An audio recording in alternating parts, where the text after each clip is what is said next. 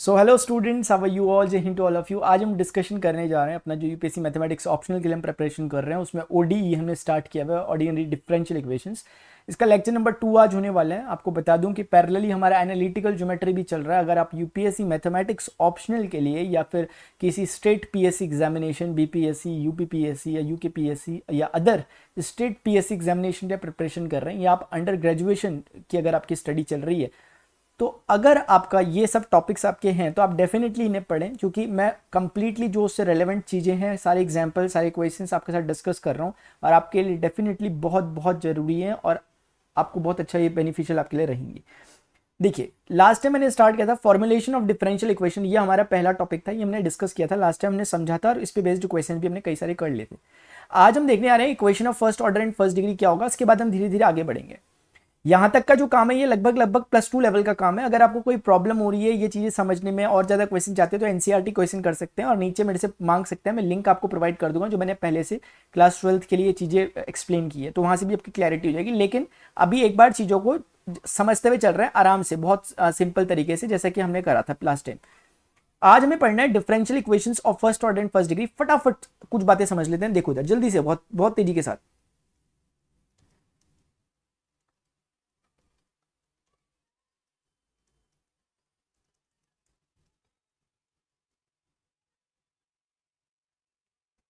देखिएगा, फटाफट से बता देता हूँ मैं आपको। ये हो गया D Y by D X and this is plus 5 equal to 0 D two, ये हो जाएगा D Y by D X. Let's say example ले लेता हूँ इधर, D Y by D X of whole square plus Y plus 5 equal to 0 and here we are with D Y by D X plus D Y plus Y plus 5 equal to 0। देखो कुछ चीजें होती हैं, इसे कहते हैं degree और order जैसी चीजें कुछ कहते हैं, होती हैं, ठीक है? समझते हैं क्या होता है। हमारे पास एक होता है ऑर्डर, एक होता है डिग्री। हल्का सा मैंने लास्ट टाइम में डिस्कस किया था, एक बार फटाफट से देख लो दोबारा से। जैसे ना आपको देखना होता है कि हाईएस्ट टाइम कितने बार मैक्सिमम डिफरेंशिएट किया गया है आपके डिपेंडेंट वेरिएबल को, यानी कि y को कितने बार मैक्सिमम डिफरेंशिएट किया गया है, 2 बार, तो उसका ऑर्डर 2 हो जाएगा। डिग्री कितनी होगी? Highest power of maximum order derivative, जो कि आपका मैक्सिमम ऑर्डर डेरिवेटिव है। जैसे कि सबसे ज्यादा बार कितने बार डिफरेंशिएट हुआ है, 2 बार, तो उसकी हाईएस्ट पावर कितनी है? उसकी हाईएस्ट पावर 1 है, तो डिग्री शुड बी 1। अगर मान लेते हैं कि ये d2y/dx² हो गया फॉर एग्जांपल, तो अब इस एग्जांपल में देखते हैं क्या होगा। मैक्सिमम 2 बार डिफरेंशिएट हुआ है तो ये हो जाएगा 2। अब d2y/dx² की मैक्सिमम पावर कितनी है? 2 भी है और एक तरह से 1 भी है, लेकिन इनमें मैक्सिमम कौन सी है? 2 है, तो that should be your result. इसके बाद dy/dx में, इसमें डिफरेंशिएट सिर्फ एक बार हुआ है इसलिए ऑर्डर 1 होगा, लेकिन उसकी मैक्सिमम पावर 2 है इसलिए ये डिग्री 2 होगी। इसमें आप देखोगे कि मैक्सिमम टाइम डिफरेंशिएट एक बार हुआ है, हाईएस्ट पावर भी उस टर्म की 1 ही है, तो ये 1 हो गया, 1 हो गया। ये लास्ट वाला वो एग्जांपल है जिसको हमें पढ़ना है, यानी differential equation of first order and first degree. यानी कुल मिलाकर के आपको डिफरेंशिएट एक ही बार हुआ दिखेगा यहाँ dy/dx टाइप का, और उसकी पावर 1 ही होगी। ऐसा नहीं होगा कि dy/dx की पावर 2 टाइप का, ये गलत हो जाएगा हमारे लिए, अभी इसको नहीं पढ़ना हमें। इसके बाद हम पढ़ेंगे differential equation of first order but not of first degree, लेकिन अभी हम पढ़ रहे हैं differential equation of first order and first degree. इसका मतलब dy/dx ही होगा 100% और उसकी पावर हमेशा 1 ही होगी, ठीक है? कुछ मैं आपको पहले समझा देता हूं कि हम प्लानिंग क्या करने वाले हैं, क्या फिजिकल लेवल पे मतलब होगा इस चीज का जो हम करने जा रहे हैं। ये बहुत इंपॉर्टेंट है, प्लीज ध्यान से समझेंगे इसे। देखिएगा, जैसे मैंने आपको लास्ट टाइम डिस्कस किया था, ये y = x² है, ये y = x² + 2 है, ये y = x² - 2 है। से अब ये क्या है? This is nothing more than parabolas. ये y = x², y = x² + 2, y = x² - 2 type का पैराबोला, ये आपके पास इस तरह के पैराबोला को रिप्रेजेंट कर रहा है। So basically they are representing what a family of parabola. So can't I just say कि they all are representing by, combined representing by this equation x² + c. Have you got it? तो इसका मतलब ये हो गया कि this is representing all the family of parabolas which are expanding towards the positive y-axis, which are opening towards the positive y-axis, जिनका positive y-axis की तरफ जो खुले हुए हैं उनको रिप्रेजेंट कर रहा है। तो ऐसी कंडीशन में मैंने आपको लास्ट टाइम डिस्कस किया था कि अगर कोई कहे कि इसकी डिफरेंशियल इक्वेशन क्या होगी तो हमें क्या करना होता है? डेरिवेटिव ले लेना होता है दोनों तरफ, ये ऐसा हो जाएगा। तो कुल मिलाकर के y' = 2x कहो, या ये आपका ये क्या हो गया? डिफरेंशियल इक्वेशन हो गई। और ये क्या था आपका? ये हमारी फैमिली ऑफ कर्व को रिप्रेजेंट कर रहा था, यानी इसे हम फैमिली ऑफ कर्व कहते हैं, इसे हम कॉरस्पॉन्डिंग डिफरेंशियल इक्वेशन कहते हैं। लास्ट टाइम मैंने आपको जब बताया था, तो यानी कहने का मतलब यह है कि जो हमने लास्ट टाइम किया था और जो मैंने अभी आपको करके दिखाया, इसमें हम फैमिली ऑफ कर्व से डिफरेंशियल इक्वेशन की तरफ जा रहे हैं। लेकिन क्या ऐसा भी हो सकता है कि हमें डिफरेंशियल इक्वेशन दी और हम फैमिली ऑफ कर्व की तरफ आ जाए? बिल्कुल हो सकता है। जरा समझते हैं, फैमिली ऑफ कर्व से जब हम डिफरेंशियल इक्वेशन की तरफ जा रहे हैं तो हमने रास्ते में क्या किया? डिफरेंशिएट किया। और इस डिफरेंशिएशन के कुछ फंडे थे। क्या फंडा था इस प्रोसीजर का? ये कहता है कि आपके पास जितने आर्बिट्ररी कांस्टेंट है, जो कि अभी एक ही है सिर्फ c, उतने ही बार आप डिफरेंशिएट कर सकते हो, और अल्टीमेट आंसर जो आपका आएगा उसमें कांस्टेंट या आर्बिट्ररी कांस्टेंट नहीं दिखना चाहिए। मतलब कांस्टेंट तो दिखेगा, 2 3 4 दिख सकता है, लेकिन आर्बिट्ररी कांस्टेंट एबीसी टाइप के नहीं दिखने चाहिए, तभी माना जाएगा कि आपकी डिफरेंशियल इक्वेशन आई। और इस दौरान आप उतनी ही बार डिफरेंशिएट कर सकते हो जितने आपके पास कांस्टेंट गिवन है, इसलिए हमने एक ही बार डिफरेंशिएट किया क्योंकि एक ही कांस्टेंट गिवन था और फाइनली हमारे पास सी नहीं आ रखा, तो डिफरेंशियल इक्वेशन निकली। अब जब हम डिफरेंशियल इक्वेशन से फैमिली ऑफ कर्व में आना चाहते हैं तो हमें इंटीग्रेशन करना पड़ेगा। अब समझ लेते हैं एक बार कि इसका प्रोसीजर क्या होगा। लेट अस से if someone is saying this is a differential equation dy by dx is equal to 2x. Now someone is saying how you will get the general solution of the corresponding to differential equation. इसको solve करना है हमें। Solve करने का मतलब ये होगा कि बेसिकली हम dy by dx differential equation को सॉल्व करके एक जनरल सॉल्यूशन में जाना चाहते हैं। आपको अगर मैं बोलूं सरल शब्दों में तो फैमिली ऑफ कर्व की तरफ जाना चाहते हैं, उल्टा। जैसे डिफरेंशियल इक्वेशन से इस बार हम फैमिली ऑफ कर्व में जा रहे हैं, जैसे हम फैमिली ऑफ कर्व से पहले डिफरेंशियल इक्वेशन में आए थे। तो ये जो डिफरेंशियल इक्वेशन होती है इसे सॉल्व करने के फिलहाल उसमें 3 मेथड है इस पर्टिकुलर टॉपिक में। एक का नाम होता है वेरिएबल सेपरेबल मेथड, एक होता है होमोजेनियस डिफरेंशियल इक्वेशन, एक होता है लीनियर डिफरेंशियल इक्वेशन। ये वही चीज है जो आपने +2 लेवल में आपने पढ़ी हुई थी, जो कि चैप्टर 9 था। ठीक है, मैं एक एक करके सबको डिस्कशन करूंगा, लेकिन आज का हमारा टॉपिक कंप्लीटली बेस्ड होगा इस पर। फिर धीरे धीरे हम औरों को भी कवर करेंगे ताकि एक साथ आपको दिक्कत ना हो, और फिर उसके बाद कंबाइनली हम देखेंगे। फिर हम किसी भी क्वेश्चन को रैंडमली रख देंगे और आप खुद जज करोगे कि इससे सॉल्व करना है। अगर इस चीज को सॉल्व करने की मैं बात कहूं तो देखो इसका प्रोसीजर क्या होगा। वेरिएबल सेपरेबल मेथड ये कहता है कि जितने वेरिएबल्स हैं उन्हें सेपरेट कर दो। जैसे कि इधर देखो एग्जांपल से dy is equal to 2x dx। क्या आपको दिख रहा है कि x वाला एक तरफ और y वाला एक तरफ हो गया कंप्लीटली? जी बिल्कुल। तो इसका मतलब वेरिएबल सेपरेट हो रहे हैं। इसका मतलब पहले मेथड से किया जाएगा। क्या होता है पहला मेथड? आपने अब क्या करना पड़ेगा, dy को y में कन्वर्ट करने के इंटीग्रेट करना पड़ेगा। जैसे कि हम डिफरेंशियल इक्वेशन से जब फैमिली ऑफ कर्व में आ रहे हैं तो हमें इंटीग्रेट करना पड़ेगा, और यहां भी समझ में आ रहा है। So if we are integrating both of the side we are getting this 2x, x का इंटीग्रेशन ये हो जाएगा a plus constant, they both will cancel off, so y is equal to x square plus c, this will be your result. Is it clear to everyone?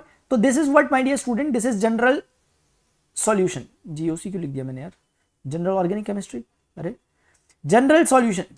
General solution आया ये आपका। इसी को आप लोग अभी तक फैमिली ऑफ कर्व कह रहे थे, लेकिन अब इसे जनरल सॉल्यूशन कहने की जो रिलेवेंसी थी वो समझ में आ रही है कि किसी पर्टिकुलर चीज का सॉल्यूशन है। कितने कांस्टेंट आए? एक कांस्टेंट आया। क्यों आया एक कांस्टेंट? क्योंकि differential equation first order first degree की थी। तो आपको समझ में आ जाना चाहिए पूरी की पूरी बात। इस तरीके से हम इसे सॉल्व करते हैं। अब मैं कुछ अच्छे अच्छे एग्जांपल्स ले रहा हूं इस पर बेस्ड, ताकि हम चीजों को समझ सकें।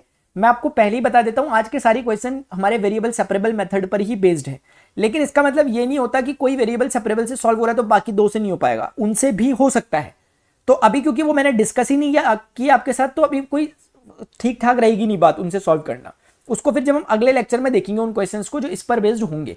फिलहाल देखते हैं कि क्वेश्चन कैसा हो सकता है। ये क्वेश्चन आपकी स्क्रीन में प्लीज देखिए।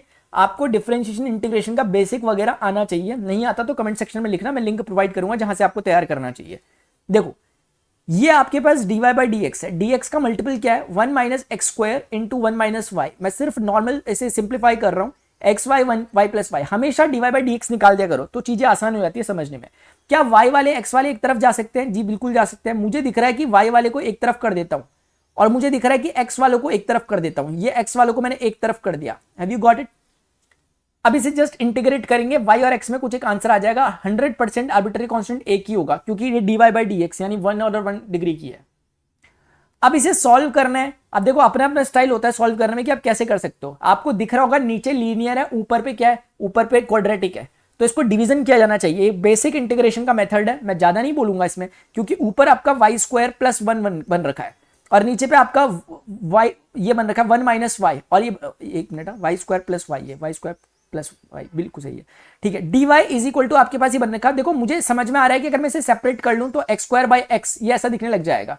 तो आई गेस ये तो सॉल्व हो गया ये वाला, बस राइट लेफ्ट हैंड साइड वाला बच्चा हुआ। देखो तुरंत से फटाफट से देख लो यहाँ पे। अरे यार मैंने गैप तक नहीं छोड़ा इसके लिए, हद हो गई। चलो इधर देखो, इधर देखो प्लीज। जैसे आप जानते हो कि 3 है 7 है, कैसे सॉल्व करते हो? 3 2 6 7, यानी कि 7 can be written as 3 into 2 plus 1, यही होता है। असल में आप समझ पा रहे होंगे कि अगर कोई आपको इस तरह की चीज कहेगा तो आप डिवीजन करना पसंद करोगे। समझ में आ रही है बात आपको? अगर आपको कोई इस तरह की चीज देता ना तो डिवीजन पॉसिबल नहीं होता। मतलब वैसे तो कर दोगे आप पॉइंट वगैरह में, लेकिन ये ऑर्डिनरी वे में पॉसिबल नहीं है एक तरह से। मैं ऐसा क्यों कह रहा हूं? मैं ऐसा इसलिए कह रहा हूं ताकि आपको समझा सकूं कि जब ऊपर पावर ज्यादा होती है नीचे पावर कम होती है, नीचे लीनियर है ऊपर क्वाड्रेटिक है, तो डिवीजन करना चाहिए जैसे यहां पर करा गया। आप देखोगे यहां पर लीनियर है ऊपर क्वाड्रेटिक है, इसलिए कर रहा हूं। मैंने बहुत हल्का सा हिंट दे दिया आप लोगों को ताकि आप समझ सको। अब इधर आ जाओ, इसको सॉल्व करना है, कैसे करोगे? कैसे करते हैं? निगेटिव का y प्लस 1 डिवीजन कैसे करते हैं? y square plus 1 descending order में लगा दिया, minus Y into minus Y, minus का y स्क्वायर प्लस का हो जाएगा, और माइनस वाई इंटू 1 माइनस का y हो जाएगा। तो कुल मिलाकर हमारे पास बचेगा 1 प्लस वाई। तो कहने का मतलब यह है कि y स्क्वायर प्लस 1 को what we can set now 1 minus Y plus 1 plus Y. Hope you all got it. शायद आपको समझ में आ रहा होगा।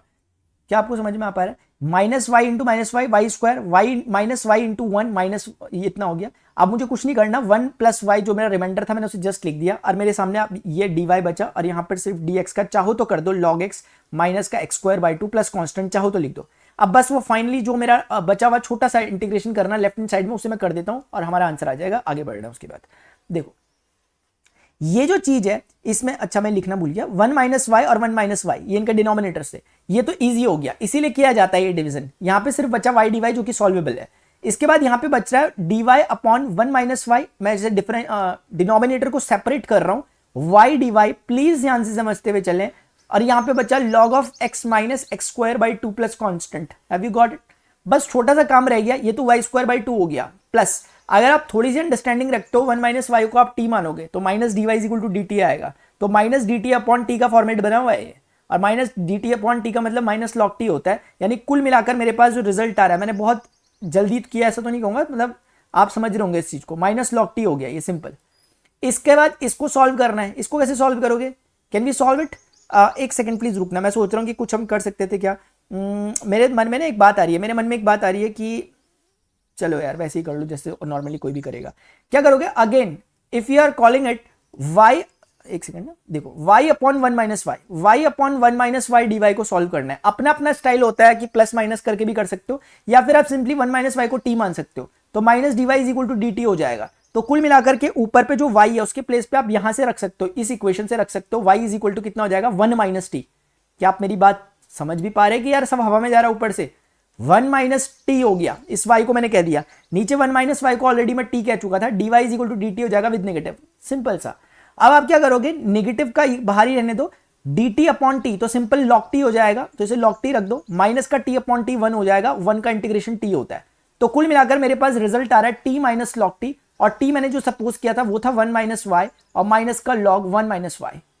तो आप शायद समझ चुके होंगे कि हमारा आंसर आ रहा है 1 माइनस वाई, और उसके बाद क्या है? माइनस का log 1 माइनस वाई। इस तरह से log of x minus X square by 2 plus constant, ये इस तरीके से हमारा स्टूडेंट्स रिजल्ट आ गया। आप चाहो तो थोड़ा बहुत जो करना है वो कर सकते हो, जैसे कि वाई स्क्वायर बाई 2, ये दोनों के दोनों सेम लग रहे हैं, ये और ये, तो माइनस का 2 log हो जाएगा। आप चाहो तो आप उसे ऐसा भी बोल सकते हो, माइनस का log 1 माइनस वाई का स्क्वायर। मैंने प्रॉपर्टी सिर्फ यूज कर दी है, और बाकी ना मैं आपके हवाले छोड़ दे रहा हूं इसे सॉल्व वगैरह करना, क्योंकि हमें आगे भी अच्छे अच्छे क्वेश्चन करने हैं। क्योंकि अब इसको वाई स्क्वायर बाई 2 को और इसको जो जिसको सेपरेट वगैरह करना है या कैलकुलेट करना है, अब वो कर लेंगे, बहुत नॉर्मल हो गया काम।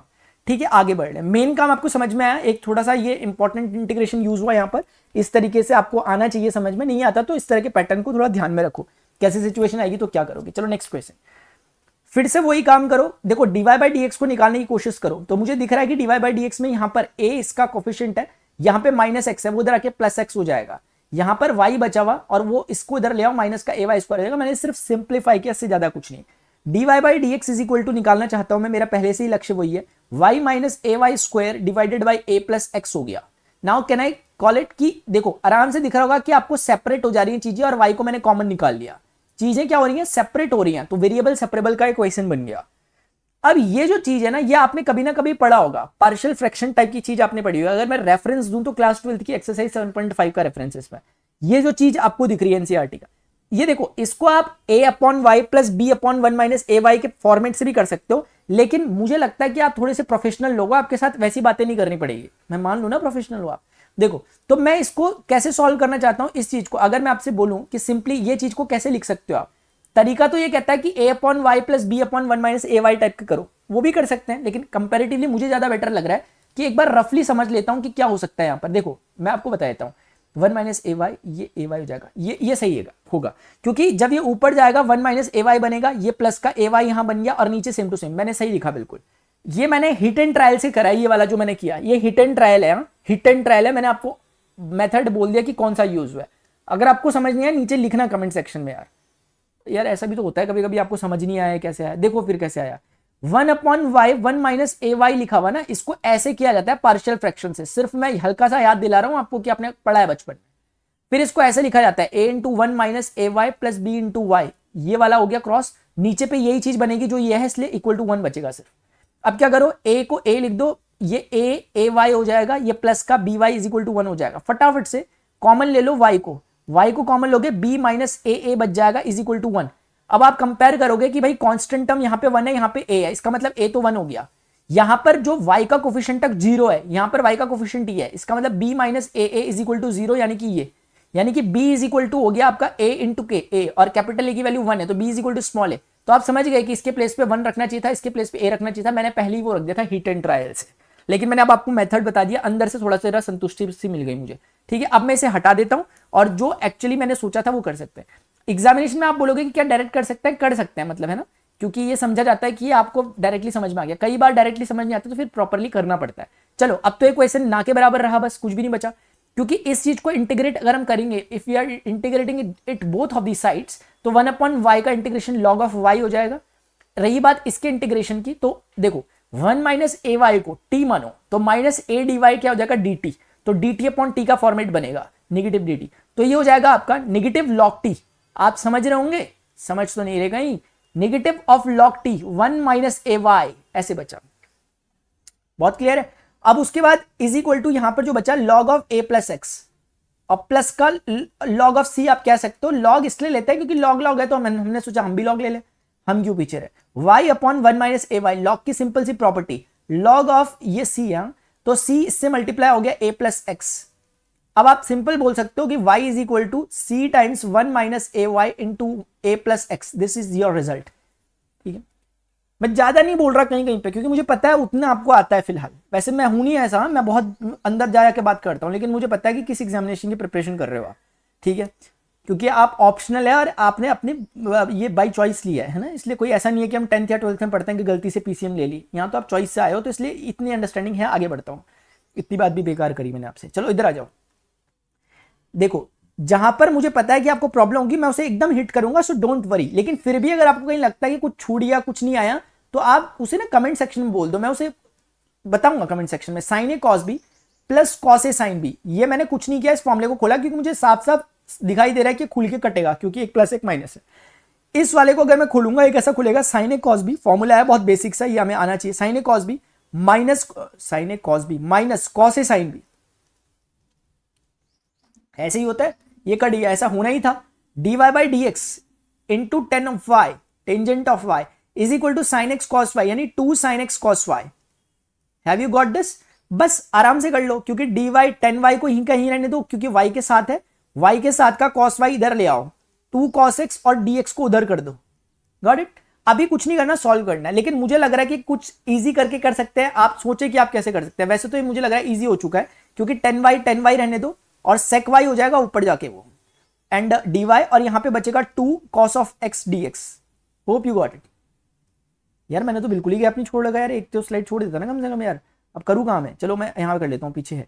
देखो मेरी बात ध्यान से सुनो, 10y sec y, क्या आप जानते हो कि यार कोई आपसे पूछेगा कि d बाई डी एक्स पे ही अगर मैं बात कर लूँ, आपने कभी बचपन में पढ़ा होगा d by D X of sec x कितना होता है? कितना होता है यार? sec x tan x होता है कि नहीं होता? बिल्कुल। तो इसका मतलब integration of sec x tan x कितना होना चाहिए my dear?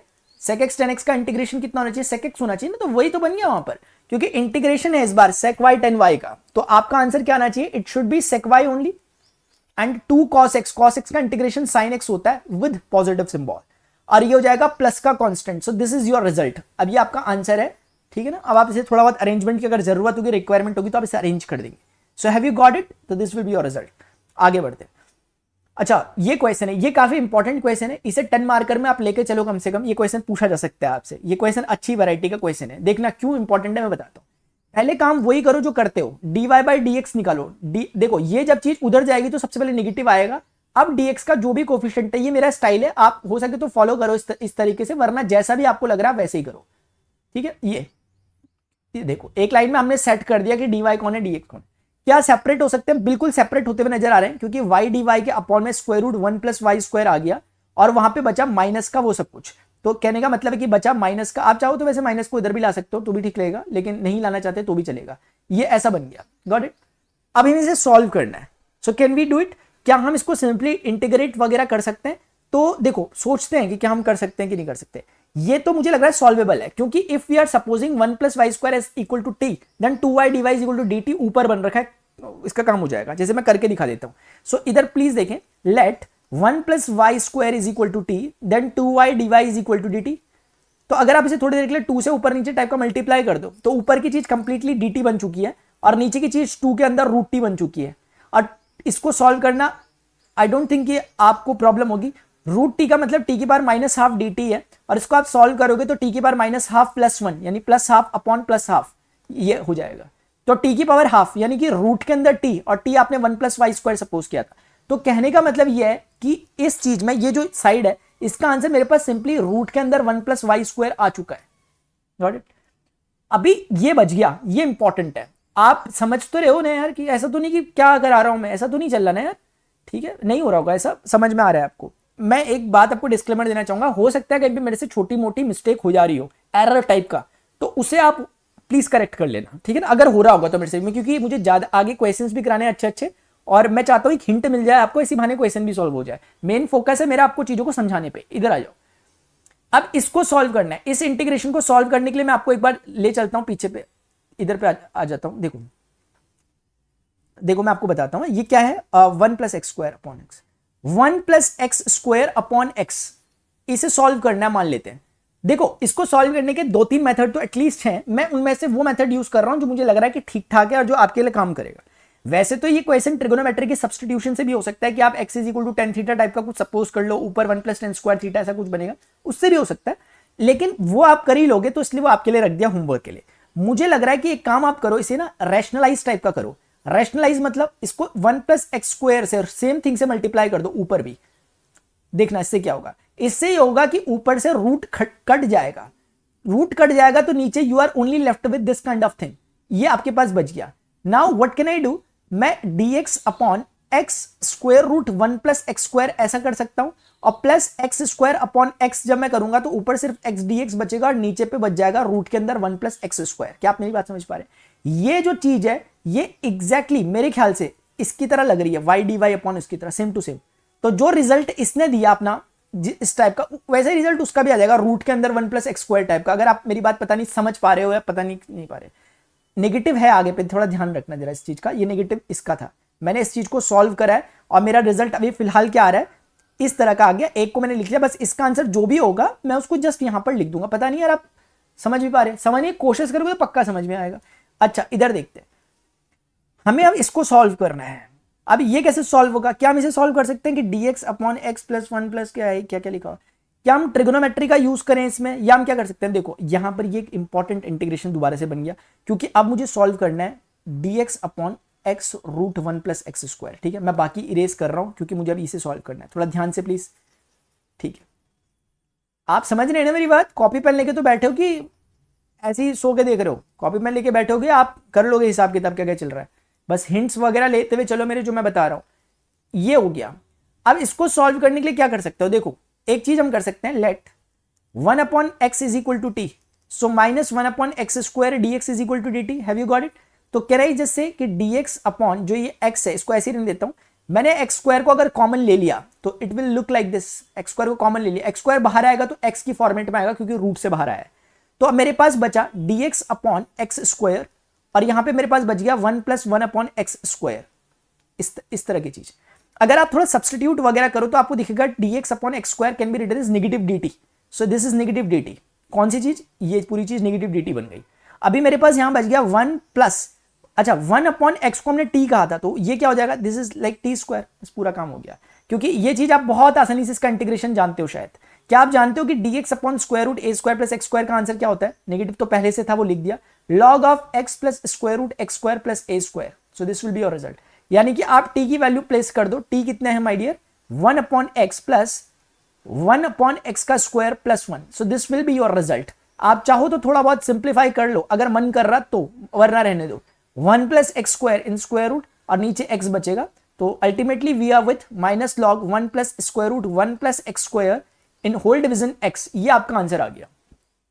I don't think ये डिफिकल्ट कुछ, अरे डिफिकल्ट कौन कह रहा है, डिफिकल्ट ये माइनस का लॉग, तो आप ना माइनस है इसका, लॉग है, उसके बाद 1 plus square root 1 plus square root 1 plus X square whole division x, और फिर उसके बाद प्लस में वो आगे की चीज है। सो this is your result, plus का c वगैरह लगा देना। Have you got this?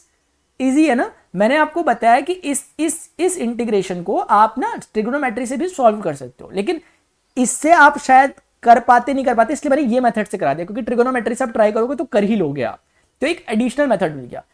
Please अपनी एक सेपरेट नोटबुक बना लेना जिसमें आपको कुछ इंपॉर्टेंट डिफरेंशिएशन और इंटीग्रेशन लिखने, क्योंकि ये वाले ऐसे हैं जो आपकी टिप में रहने चाहिए। देखो गलती आप नहीं निकाल पाओगे कि कुछ मैंने गलत प्रोसीजर इस्तेमाल किया, ऐसा कुछ नहीं है, लेकिन उस समय मैंने ऐसा कैसे सोचा, ये करने के लिए आपको इस तरह की प्रैक्टिस होनी चाहिए कि ऐसा फॉर्मेट आपकी आंखों में एकदम से निकल जाए। जैसे आप एक बार बताओ, जैसे अगर मैं आपको ये बोलूं कि इसे सॉल्व करना है, क्या एकदम से समझ में नहीं आता कि एक्स स्क्वायर को टी मानना है? लेकिन सोचो कोई बिगिनर है, पहली बार जो सीख रहा है, उसको कैसे बताओगे आपकी कैसे करना है? क्योंकि ये प्रैक्टिस का गेम है। पहली बारी में वो देखेगा, उसे अजीब लगेगा, लेकिन 2-3 बार वो समझ जाएगा कि एक्स स्क्वायर बराबर टी मानना है, तभी सब्स्टिट्यूशन वगैरह लगेगा। तो उसी तरह की चीजें होती है, पहले शुरुआत में थोड़ी सी हमें अनजान लग सकती है, लेकिन बाद में ईजी हो जाती है। आई थिंक ये हो चुका है, ठीक है ना? आप सॉल्व कर लेना, थोड़ा बहुत जो उसमें और रिक्वायरमेंट होगी वो कर लेंगे। चलिए इस क्वेश्चन को देखते हैं। So my dear, here we are with another question, dy by dx। तो देखो हर बार की तरह एक काम करो, ये प्लस में है ना, उस तरफ जाएगा, सबसे पहले नेगेटिव ले लो। आप क्या करोगे, dx का मल्टीपल, अगर आप देख पा रहे होंगे sec square x 10y, this is the multiple of dx।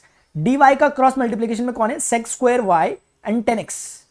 बस इसे सॉल्व कर दो। So can we separate these variables? Yes we can. sec square y को ऊपर भेज दो, dy बचेगा और 10y इसके नीचे आ जाएगा। अब तो मुझे कुछ बोलने की खास जरूरत शायद नहीं है, क्योंकि आप एकदम देख के ही समझ गए, तो बड़ी देखी फॉर्म है। If we are integrating both of these sides, then what we are getting? If we are supposing this as t, then ऊपर dt बन जाएगा, तो dt upon t log t होता है। So we are with this. Again, if we are supposing this as t or anything, तो हमारे पास ऊपर dt बन जाएगा, तो नेगेटिव का dt upon t यानी नेगेटिव का log of t, और प्लस में आप log of c लिखो, that will be more better, इसीलिए log c लिखा। अब कुछ नहीं हो गया, आपको सिर्फ log की प्रॉपर्टी लगानी है, और this is what log of a minus log of b can be written as log of a upon b. So now if you want, then you can just take antilog both of the side, then you are with c is equal to 10x 10y। ये question भी ठीक है, 10 marker के लायक पूछा जा सकता है ये क्वेश्चन, क्योंकि काफी फेमस टाइप का क्वेश्चन है। आगे बढ़ूं, चलो देखो। अच्छा, इस क्वेश्चन को सॉल्व कर सकते हैं। प्लीज आप वीडियो को पॉज करें, मैं रुक नहीं सकता, मेरे पास इतना टाइम नहीं है। आपको वीडियो को पॉज करना है, उसके बाद उस पर टाइम देना है, फिर क्वेश्चन को करना है, नहीं आता है तो देखना है। देखो जैसे आपको दिख रहा होगा कि log of dy by dx is equal to ax plus by है। हो सकता है अभी हम रिदम में होना इसलिए हम कर दे रहे हो, लेकिन इसको कभी कभी ऐसा भी सोचा करो कि एकदम से क्वेश्चन आ गया सामने, कैसे करोगे? कोई पीछे बैकग्राउंड नहीं चल रहा कि हम क्या पढ़ रहे। तो देखो आप शायद जानते होंगे कि log of y को अगर x लिखा हुआ है तो y का मतलब e की पावर x होता है। क्या आप जानते हो? क्योंकि आप जानते हो कि log में जब बेस में कुछ नहीं लिखा होता e होता है, और log का मेन फंक्शन ही है, ये डेफिनेशन ही ये कहती है कि इसका मीनिंग क्या होगा, e की power x is equal to y। जैसे कल को कोई आपसे बोले कि log ऑफ लेट्स से कोई आपको बोले कि log, इसका आंसर y कोई बोल दे, इसका मतलब क्या होता है? इसका सिर्फ मतलब ये होता है कि 2 की पावर y करने पे 10 आना चाहिए, ये सिर्फ इसका मतलब होता है। तो वैसे ही अगर कल को आपको कोई कह रहा है कि log y is equal to x है, तो बेस में कुछ नहीं लिखा e है, इसका मतलब सिर्फ यही होता है कि e की power x is equal to y, ये डेफिनेशन है log की। तो इसका मतलब यहां पे कुछ लिखा नहीं है बेस में, तो ये बेसिकली e है, और यहां पे ये इसका आर्ग्यूमेंट है। तो आप समझ पा रहे होंगे कि इसका दूसरे शब्दों में मतलब है कि e की पावर दैट थिंग यानी ax plus by will give us this dy by dx। Hello, इसको कई लोग इतना समझ के नहीं करते, कई लोग इसे डायरेक्टली वो कर देते हैं, मतलब डायरेक्टली इंटरप्रेट कर देते हैं। मैं बताता हूं कैसे डायरेक्टली करते हैं। देखो मैं बताता हूं डायरेक्टली कैसे इंटरप्रेट करते हैं। देखिएगा, जैसे कल को आपको कोई कहता है कि x square is equal to 25, मान लेते हैं 25 है, तो आपको कोई पूछेगा कि एक्स इज इक्वल टू कितना होगा, आपके दिमाग में एकदम से ही आ जाता है। क्यों आता होगा? क्योंकि आप बोलते हो कि मैंने दोनों तरफ रूट लिया, दोनों तरफ रूट लिया, तो आप कहते हो कि इससे कट गया। वैसा ही कुछ लोगों ने यहाँ पे अपने लिए इजाद किया हुआ है। वो क्या है? लोगों ने कहा कि दोनों तरफ क्या कर लो, देखो लॉग ऑफ, मतलब ऐसे समझते ना कि स्क्वायर उस तरफ गया तो स्क्वायर रूट में बदल गया। ऐसे ही लोगों ने अपने लिए यहां रूल बना रखा है कि जब लॉग उस तरफ जाता है तो सामने वाले को ई की पावर में उठा देता है, सामने वाले को ई की पावर में रख देता है। बस ये ऐसे करके, ये ऐसे, ये लोगों ने शॉर्ट ट्रिक रख रखा अपने लिए कि लॉग जब उस तरफ जाता है तो सामने वाले को ई की पावर में उठा देता है, सामने वाले को ई की पावर में उठा देता है। बस। तो मैंने आपको वैसे प्रोसीजर बता दिया, बाकी आप ऐसे भी कर सकते हो, इसमें कोई दिक्कत नहीं। अब देखो e की पावर ax e की power by is equal to dy by D x हो गया अगेन सॉल्व, क्योंकि dy के अपॉन में आप e की पावर देखो, क्योंकि dy के अपॉन में आप e की पावर by बोल सकते हो और e की पावर ax के साथ dx मल्टीप्लाई हो रहा है। So if we are integrating it again, e की पावर माइनस by ऊपर बचा हुआ ऐसे करके, और e की पावर ax का इंटीग्रेशन e की power ax upon a plus constant हो जाएगा, ध्यान से। अच्छा, e की पावर माइनस by का इंटीग्रेशन क्या होगा, ये अपॉन नेगेटिव का ये is equal to e की power ax upon a plus constant. So this is your result, my dear. If you want, then you can write it like this. ये जब negative की चीज उधर जाएगी, that will be positive. So ये ऐसा कुछ दिखने लग जाएगा, plus constant is equal to 0. बाकी थोड़े बहुत अरेंजमेंट की जरूरत हो तो मैं उम्मीद करता हूं आप कर लेंगे, ठीक है। ये आपका आंसर है, मोटा मोटा समझ में आ गया। अच्छा, ये क्वेश्चन आया, how we can do it, again just take dy by D x का मल्टीपल कौन है, e की power y plus 1 into cos x, उसके बाद dy का मल्टीपल कौन है, e y sine of x. So can we separate them, yes we can, dy e की पावर y अपॉन e की पावर y प्लस 1, ध्यान से रखना y के प्लस 1 नहीं है, e की पावर y देन प्लस 1 है। उसके बाद cos x dx आ गया। How we can do it now, just take integration both of the sides. आप वही काम कर सकते हो जो शायद कभी आप बचपन में किया करते होंगे कि 1 जोड़ दिया 1 घटा दिया, ऐसा कुछ, या फिर डायरेक्टली समझ में आ रहा है कि if we are supposing it as t then e y D y will become dt, तो dt अपॉन t का फॉर्मेट बन रहा है सीधे, so we can simply write ये चीज। एंड यहाँ पे cos x का इंटीग्रेशन नेगेटिव sin x नहीं होता, यही होता है। तो बस this is your result. If you want तो इस लॉग को अगर आप उधर भेजोगे तो आप इसको ऐसा कह सकते हो, मैं एक जस्ट वो कर रहा हूं प्रीवियस वाले क्वेश्चन की प्रैक्टिस करने के लिए मैंने ऐसा कर दिया, मतलब आप चाहो तो ये भी आप कह सकते हो आंसर, वरना ऊपर वाला भी चलेगा, समझ गए। लॉग उधर जाएगा, e की पावर में उठा देगा। आगे बढ़ते हैं, देखिए ये क्वेश्चन है, कैसे करेंगे माय डियर इस क्वेश्चन को। क्या मैंने क्वेश्चन करा दिया आपको, ऐसा महसूस हो रहा कि करा दिया मुझे मैंने, ये ऐसा क्यों महसूस हो रहा मुझे, मैंने आपको करा दिया ऐसे, एक मिनट प्लीज, कहाँ गया वो, मुझे ऐसा लग रहा है कि मैंने करा दिया। यही तो है वो क्वेश्चन, हाँ यही है वो क्वेश्चन। वैसे मुझे बोलना नहीं चाहिए था, मुझे बोलना चाहिए था कि होमवर्क में करो इस क्वेश्चन को, ये क्वेश्चन आपका होमवर्क है। अब प्लीज बिना देखे पीछे का, बिना कुछ देखे इस क्वेश्चन को करें ट्राई। और अब आप एक काम करना, क्लास 12th की एनसीईआरटी की एक्सरसाइज 9.3 के क्वेश्चंस को करना स्टार्ट कर देना। 9.3 के 9.3 4 5 9.3 हाँ 9.3, जिसमें आपके वेरिएबल सेपरेबल, उसमें उतनी जितनी वैरायटी उसमें दे रखी है उससे ज्यादा वैरायटी नहीं पढ़नी है आपको, उतनी ही पढ़नी है। और वो सिर्फ आपकी मैं क्वेश्चन प्रैक्टिसिंग के लिए दे रहा हूँ, क्योंकि कुछ वहां नया नहीं पढ़ना, जो मैंने पढ़ाया वही चीजें वहां यूज होगी, ठीक है। अब हमें ना थोड़ा सा चेंज ऑफ वेरिएबल पे बेस्ड क्वेश्चन करना है, उसे मैं आपको बताऊंगा नेक्स्ट लेसन में, क्योंकि कई बार क्या होता है चीजें वेरिएबल सेपरेबल नहीं होती, लेकिन हम उन्हें जबरदस्ती करवा देते हैं, क्योंकि उनमें कुछ इस तरह की प्रॉपर्टीज होती है। अब वो मैं दिखाऊंगा आपको अगले सेशन में, क्योंकि इसमें काफी इंपॉर्टेंट क्वेश्चन है जो एग्जामिनेशन पॉइंट ऑफ व्यू पे बहुत इंपॉर्टेंट है। तो आप अगले लेक्चर में मिलिएगा मेरे से, उसमें हम इन चीजों को कंटिन्यू करेंगे जो मैंने अभी यहाँ पर फिलहाल के लिए छोड़ दी है। तो होपफुली स्टूडेंट जो कुछ मैंने आज आपको पढ़ाया वो आपको समझ में आया होगा डेफिनेटली। कुछ भी प्रॉब्लम हो आप नीचे कमेंट सेक्शन में लिखना। एनालिटिकल ज्योमेट्री पैरेलल चल रहा है, उससे भी कवर करो। देखो मैं कभी कभी जल्दी जल्दी जब कह रहा होता हूँ, इसका मतलब है कि यहाँ पर रिक्वायरमेंट नहीं है कि हम वहां पे फालतू का टाइम वेस्ट करें। मैं पूरी तरीके से समझता हूं कि क्या चीज पढ़नी है क्या चीज नहीं पढ़नी। आप मुझे ऐसा मत सोचना कि मैं बहुत ऊपर सोच के ये सोच रहा हूं कि आपको सब आता होगा। ये ऐसी बात है, मुझे पता है कि आप सीखने के लिए आए हो, लेकिन ऐसी चीजों में हम अपनी एनर्जी को लगाएंगे जहां पर से अच्छा आउटपुट मिलेगा। जो चीजें आपको ऑलरेडी आती है उसमें सिर्फ मुझे आपको एक रिवीजन कराने की जरूरत है, ऐसा मेरा मानना है। लेकिन अगर आपको कुछ भी लगता है तो आप प्लीज नीचे कमेंट सेक्शन में लिखिए। वीडियो लेक्चर को लाइक जरूर करें अगर आपको पसंद आता है, और कमेंट्स जरूर करें और शेयर वीडियो को करें, ताकि मैं भी मोटिवेटेड फील कर सकूं। हिस्ट्री, ज्योग्राफी और बाकी जीएस के जो सब्जेक्ट होते हैं यूपीएससी के लिए प्रिपरेशन अगर आप कर रहे हैं तो उसके भी जो वीडियो लेक्चर्स हैं वो आपको मिल जाएंगे इस यूट्यूब चैनल में, आप उनको भी जरूर विजिट करें। अभी के लिए इतना ही, मिलते हैं अपने नेक्स्ट सेशन में। Till then good bye, see you, take care, जय हिंद, बाय बाय।